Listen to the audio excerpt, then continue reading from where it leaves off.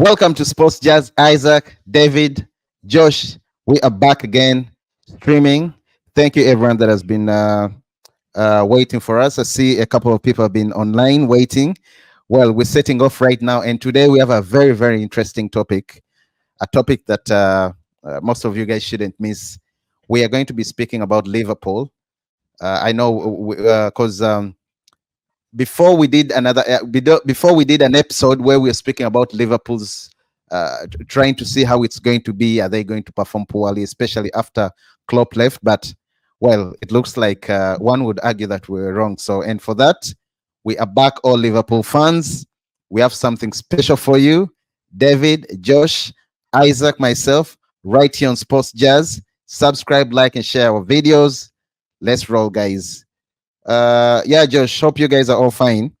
As I said, we have an interesting topic today. We're going to be speaking about Liverpool, and let's dive right into it right away. David, I'll start with you today. What makes Liverpool unbeatable this season? I mean, I'm not saying. I'm saying what makes it. It looks like it's going to be one of those teams that is going to torment other teams, especially considering how they performed in the preseason. The game again is Ipswich Town. I mean, it's Ipswich Town, but the lineup, the setup of the manager. What makes Liverpool unbeatable this season? Is it a team? Is it still a force to reckon with, even after Klopp's departure, David? Yeah, I believe it is. In fact, I hold a strong conviction that Liverpool may actually actively competing for top two positions. Yeah. The worst case scenario would be third place, but they look like a team in good shape. And maybe it's hard to understand Liverpool without first understanding the man onslaught. So we've been watching those preseason friendlies, and we tried to sort of predict and see how he's going to set up his team on the one hand, but also on the other, to just see what makes him different to Klopp, but also what makes him a good, let's say, replacement to carry forward the project that Klopp was building. And this man is a winner. This man is a winner because he came off the back of a championship with Feyenoord, and even before that, he had been winning things. Although the preseason gave us a sense of what he's truly like on the pitch, he sets up his teams very, very nicely. If you remember, he set up against Arsenal a team that was passing a lot, creating overloads, and they were going toe to toe with Arsenal. Almost in a very similar way, apart from a few small differences in how they positioned the different roles on the pitch. Yeah. But they were passing, building up from the back, combination play. You could see all those ingredients in the way that he wants to play. And then against United, he switched things up almost completely. He was playing a game that reminded us a lot of Klopp, end to end, beating them on the counter, sucking them in, pressing them. And we had a chance to see his first full minutes in the Premier League against opposition that I have a belief opposition that will cause problems for anyone who is not well prepared. Ipswich has some good players, even though they don't have that strong of a reputation. They have a center forward, Liam Delap. Yeah, Liam Delap belongs to the class of the Cole Palmers, the Romeo Lavias. He was in that same class at Man City. And in fact, in that season of 2020, 2021, Liam Delap was the top scorer in that class of Man City under 21s. He had 27 goals in 21 appearances. So they have firepower. Then they have, on the other side, they have Omari Hutchison, an ex-Arsenal player, who I personally liked at the time, but he left for Chelsea and a couple of other things. But he's now at Ipswich. With those, and then they have a good manager, who I believe is also one to watch this season. So I expected Ipswich to cause problems for Liverpool, to be honest, and maybe I probably overestimated them. But you could see that in the first half, Ipswich was. They really wanted to bring the game to Liverpool. They set up a full pitch press, man to man with Liverpool, and then we saw Anslot coming up with a very unique solution for that type of thing. He played in a system where Josh, sorry, David, Josh. Oh, guys, we're really having connection issues. The guys are off, but yeah, we're still looking into Liverpool right now. Uh, I also think Ipswich is not a very strong team. It's not a very strong team, but they did. It looks like it's a team that is going to disturb. It's going to give people problems. It looks like a team that is going to give people problems. And yesterday we saw Liverpool playing against Ipswich. David, you're back. yeah, I'm back Okay, to. yeah. Okay, all right, guys. Let's continue. Yeah, David. In a minute, I was talking about how yes, Ipswich is also a formidable force, a team that is likely to upset teams, big Y- teams this season yeah. in In EPL. in in short, it seems to me that we have seen different questions being asked, and Anslot has showed us very clearly that he's not going to be boxed into any type of profile. He's a typical Yeah. Dutch manager. He knows how to play proactively, and he's not. We're not going to say he plays like, he sets his teams up like, let's say, Guardiola, as is very easy to say. He has very different solutions for the very different tests, and we have seen Mm. that so far in I think his last 3 or 4 games. All right. Thank you. Yeah, Josh, what's your impression of the post-COVID era under Anslot? What's your impression? Well, well, Post club or like post I COVID? post club. Oh, Post-club, sorry, post not club. You COVID. meant? Post-club. Sorry, post-club. Yeah, but like you should, you already know that I admire the manager. One is a Dutchman, and I do believe Dutchmen are football people. They do understand football in a different way, and much as we do relate Anslot to possession heavy style of football. We do know that he's a dynamic manager, like we have seen, like Davi has ably talked about the different types of tactics that he was using during the preseason. But speaking of the Ipswich game, I was impressed by what he did, because I like a manager who is bold enough to make decisions when things are not going right. And in the first half, you would see that Liam Delap gave Jarell Kwanzaa quite a bit of headache at the back. He was winning duels off him and stuff like that. And Anslot was not happy about it, and at halftime he chose to pull him off to bring in Konate. So that is a decision that is bold enough, and it speaks to a manager who is serious about getting the job done.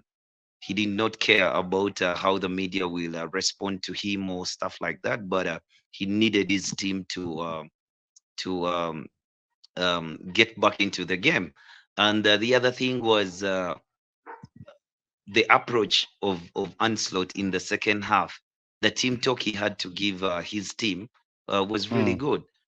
You would see that for the first time, actually, since Gravenberch was brought to Liverpool, he Very played interesting a player. very outstanding game.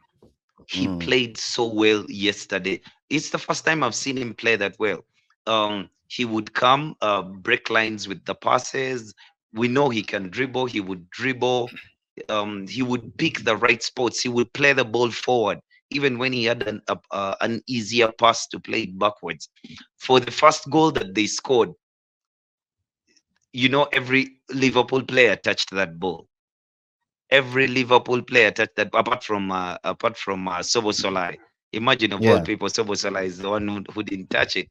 But another the good turn player. that Gravenberch made to pass the ball to Salah for the 1-2 to Trent Alexander-Arnold. I think Yeah, I think that was beautiful. That was Anslot working the channels, and I was trying to see what Anslot meant when he was talking about him using the hot zone. you can see that much as Salah was involved, he assisted and scored a goal. It was not really from a wide position. Yes, it was from a wide position, but not wide position. It was a bit infield. For the pass to assist Jota, it was played infield, and for his goal, it was almost in the box. So that's really a good thing to see. Salah is on song. Salah is ready. He's sharp. He looks like he's going to be quite the player this season for Liverpool. Thank you so much, guys. That was a beautiful one. Moving on, still on Liverpool, Ancelot's team selection. We saw the selection he did, the players he picked on Saturday, playing against Ipswich. Again, referring to that very game. I'm using this the game against Ipswich because the other ones being pre-season, they were kids mixed. Then other players they play one play halftime, the other ones play the second half. But yeah, in a game against Ipswich on Saturday, the style of play, I mean the formation, and I also realize he has players that he really likes and he cannot keep out of his team. His players like Mohamed Salah, of course, any manager would not love to leave him outside. He likes Diaz. He's even washed and showered him praises in one of his conferences, trying to shower him praises. And asked about Nunez, he said, "Yeah, Nunez is fit. He's ready to go, but he doesn't like leaving him outside of the team.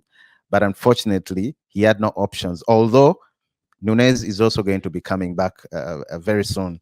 So for you, Josh, I mean, is it because do you think his style of play favors? And in Nunez, he was playing Jota. Do you think his style of play doesn't favor Nunez? But the whole picture that I want you to portray is his team selection, formation, how he switches up, build up, then in transition. I mean, how do you explain that? Give me a good insight about Onslaught, Josh.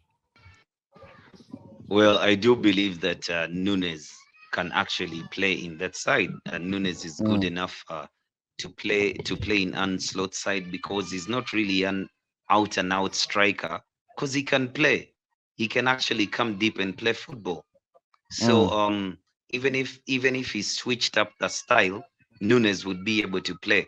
But the thing though is, if you have Diogo Jota at the start of the season and Jota is fit, play Jota because you might not have him for so long. mm. But play him, yeah, play him Because for of as his long as you have injury him. problems. Yeah. Yes. You never know when he's not going to be around. So I don't have a problem with Jota, though. That is a good headache to have. If you have Jota and Nunes as the players to choose from, it's a very good headache to have. Any manager would welcome. Any manager would welcome it. Thank you, David. Yeah, I Something to share on it's Ancelott's yeah. formation style of play. Mm, This is where I agree with this is where I agree with Josh on his praises for the Dutch. You see, yeah. the thing is, this man is Dutch through and through.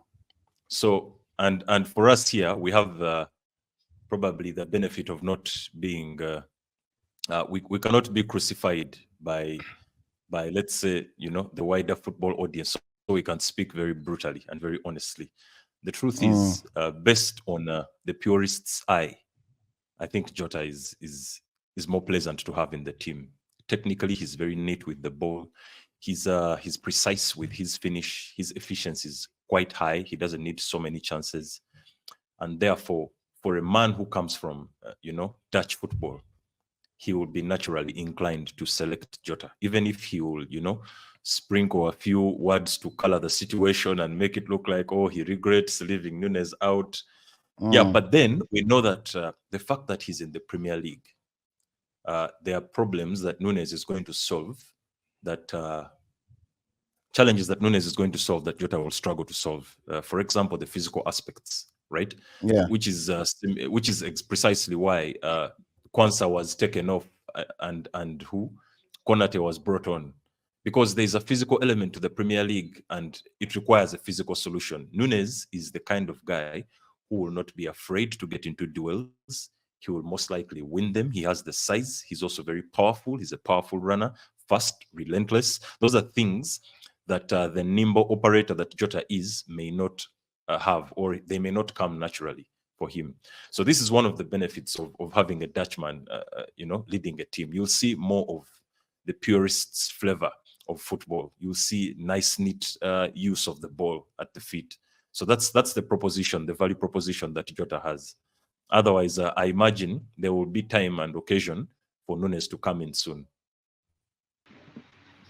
Guys, sorry, Josh, sorry about that. Uh, sorry, I was checking in something. So, Josh, moving on, how do you see Liverpool? I mean, the next 8 games, are they going to be beating teams? Because I mean, we've seen they've beaten teams in the preseason, and of course, yeah, they beat United. Where do you want to hang us out to dry? No, As in I'm 10 not. I'm not. games. I'm not. Really? As Yeah, in, how do you in see 10 Liverpool games. in 10 games? Mm, Nah, it's okay. Yeah, Liverpool. Ancelotti is doing a job, and I don't think that his ideas are yet across the team, much as the players appeared to be picking on what he intends to do and what he wants to do. But I do feel as a first as a manager in his first season in the Premier yeah. League, he will not that he will be found out, but he will find it very very difficult to get a string of winning games, because anyone can surprise you in the Premier League. And the players that they do have, Virgil van Dijk, Trent Alexander-Arnold, Mohamed Salah, um, Diogo Jota, these are players that have played in the Premier League for quite some time, and they have the experience, and they will help him. They will help him for a while. But when push comes to shove, I don't think that Liverpool can win 10 games on the bounce, just because he's a new manager, but not because he's incapable. Okay. Thank you. Yeah, David. Yeah, I David. think Josh has now put on his United hat. Yeah, I know. He has now put on his United hat. He has removed the Dutch hat. Yeah. And maybe also because the game after next, Liverpool is actually going to Yeah, play yeah. United. So he's So trying he's to. hoping that, David. he's David. hoping that, yeah. But David.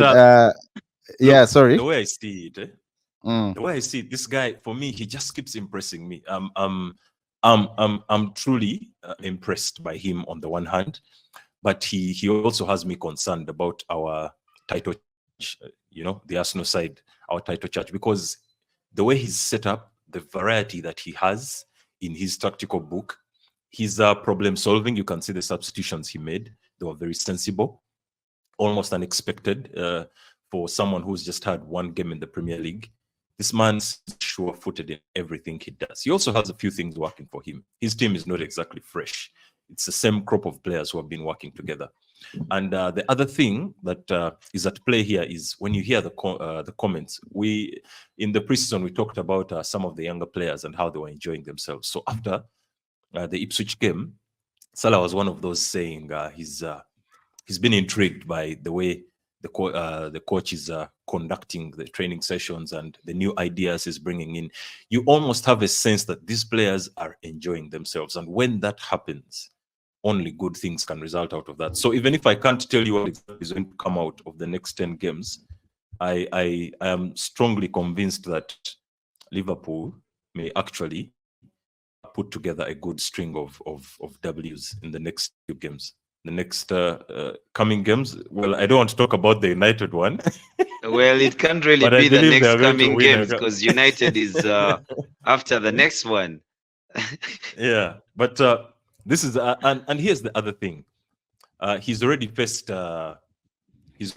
United once, right? He seems to me as a guy who does his homework. You see the way he faced Arsenal, very different way from what he did against United, and now he's having a True. second occasion with United. So you want to believe in a very real sense that this is not going to be a simple game at all. It's a hard one to call.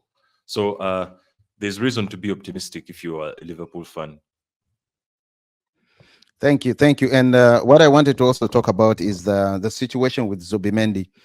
Anslot did say in one of his interviews, in one of his presses, that they've moved on from Zubimendi, and they will see. Although news are saying they will go back in January, how does that affect them? Is their midfield capable, Josh, of uh, keep? Can they keep going in the midfield with Zubimendi not coming through? I didn't think it was actually possible for them to go into the new season without a number six. But when Anslot chose to play Gravenbach in the number six role, he owned it. I know you can say that it was lesser opposition, but at least in that second half, he had 71 touches and he made 59 passes. Okay, that's not like mind blowing, but it was the second in the game. And Gravenbach, for all his time at Liverpool, he's not had that good a game like he did that time. So I think having McAllister do what McAllister does, which is run up and down, and Gravenbach to actually be more calm and composed, and be a Dutchman with a football brain, to just uh, be composed, um, calm, pick your passes, distribute the ball. Gravenbach will do them good until Zubimendi comes in January, because even Sociedad might be willing to sell Zubimendi in January. Thank you. Yeah, and I Hopefully, also think, yeah, there's yeah, yeah, yes, there's David. personally, I'm actually glad that we're now starting to agree on Gravenbach. I seem to think, as far as Liverpool is concerned, that player could be one of the revelations of the season. He Yeah. was very impressive against Ipswich, but also I saw him in the Arsenal game in the pre-seasons. He might just strike a good combination with McAllister, because we know that McAllister, for all intents and purposes, is probably the best roving central defensive midfielder they have. And then probably Gravenbach will be the deeper one, more creative one, but then they will have McAllister roving around him, and that partnership may just actually work. It feels that if they are to even eventually go for Zubimendi or anyone else for that matter, whoever Mm. comes in may have problems, especially if these two start to actually click, as we saw them clicking in the last few Preseason games. games. That the preseason games. Yeah. He's a different kind, different profile, but he Mm. does things nicely. Already we know that Anslot wants to play, or he has a propensity to play a very, very narrow game. He wants to force his way through the middle, through nice combinations and all that type of stuff. We've seen Gravenbach do that very well. He will not. He's not very eager to pass sideways, because Liverpool doesn't even expand the pitch like that. But he's inclined to go centrally, through the central axis, and just do things in the middle, make things happen. So Mm. I think whoever they bring in might face problems if Gravenbach and And McAllister make it work. and by the way, but I think if Zubimendi was to come, McAllister was going to sit down. Okay, was going to be Yeah. benched, not necessarily sit, but he was going to be benched. Yeah, that's You know, very, very likely. Very, very likely. and Because and I've been because trying to Zubimendi go is a through. different level. Yeah, I've been trying to go through the to check if they have anything coming in as far as the transfer is concerned, but it looks like I mean, their transfer business this season has been very, very slow, not very fast. And although their team looks fine, I don't anyway think they need a lot of people, a lot of players to come in. Apart from that Zubimendi position, I really thought it needs, and I still think it needs reinforcement, because you don't know, they have no options if those two are not playing. Yeah. David. Mm. It could now, at this point, it could go whichever way, because there's Mm. just a few days left, for the season. I mean, the transfer window to close. But Yeah. then the guys who are available are also doing a good job. We haven't even yet seen Endo, even though we feel that his profile is not suited to Anslot's style of play. But Yeah. the internal solutions may actually make things work. If he gets someone from outside, it will just be a compliment at this point. And The way I Liverpool see it. looks, by the way, they look very very organized internally. I mean, compared to what's happening to Chelsea. We shall come back. Rather, we are going to get into Or, Chelsea, but or they look. United. It looks like FSB. United is now becoming fine. Just shouldn't have let you see that. But United is also now looking good with Dan Ashworth, Nistre coming in, the set pitch manager. It looks like Yeah. they are trying to crawl back to, of course, not to the top, but they are trying to crawl back to with a system that looks more organized. And yeah, David, do you think Yeah. Liverpool will be will they be competing for the top two or top four? Oh yes, top three at worst. If Top Arsenal three. has to bring its A game, yeah, top three definitely. Yeah. For me, the way it looks to me is they may be a very strong third position, but I don't believe Liverpool is out there thinking let's compete for the top three. I'm sure they are Mm, competing for the top spot.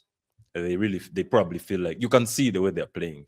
They have already yeah. beaten, tried themselves against, let's say, United and Arsenal, and that's a Yeah. good way to take the temperature for your readiness. I think they are going for top honors. And I also think the choice of, I mean, the players he picked. You watched the game against Ipswich. His lineup, of course, had Allison. They had Arnold, Van Dijk, the captain. But my s- my best part was the forwards, where you have Salah. How do you pronounce? You know the name disturbs me. How is SOZ? Sorry, SZO. What's Zoboslai, Zobola? Yeah, Zoboslai. Zoboslai. The name really plays me. Yeah, they had We Salah, all butcher that one. Zoboslai, Zoboslai. They had Diaz, who I think is really doing so good, and they had Jota as well. And once that team really clicks and I mean they get that chemistry, it looks like a team that is going to be scoring a lot of goals. With Salah looking like he's still fresh. High scoring, Yeah, definitely high scoring. It's going to be high a very high scoring. scoring. First of all, the way that they play is just it's just unique. Teams are going to have Yeah, to take some time. I think by the time the second half of the Premier League starts, uh, we shall see some resistance. But with the first half of the Premier League, we're going to see very high scoring games because you can tell that people are still figuring out what kind of animal Liverpool is. They have so many solutions, and yeah. what they're doing is working so far. Salah is on, top. He's in just top form. Let me say, because form He is an looks issue of sharp. performance, but you can tell that he's ready to go, whichever the opponent is. He put one past Arsenal, he put one past Ipswich, and it's all looking almost willful. So I envision high scoring games for Liverpool in that regard. Jota is still fit. It's going Yeah, to happen. yeah. Josh, while you're away, David said Liverpool is in the top three. He has created his own top three, and he says Arsenal has to bring the A game. Where do you see Liverpool? Are they winning the? I mean, is there any chance that they are going to win the trophy? And if they are not winning EPL, assuming they finish in the first, second, or even third, or even fourth, are they bringing any trophy this season? Because they look sharp with the setup Ansel did bring out on setup formation, the play. Josh, your mic. Do they look? Do they look sharp? Are they likely to win something? Josh, your mic. I can't hear you.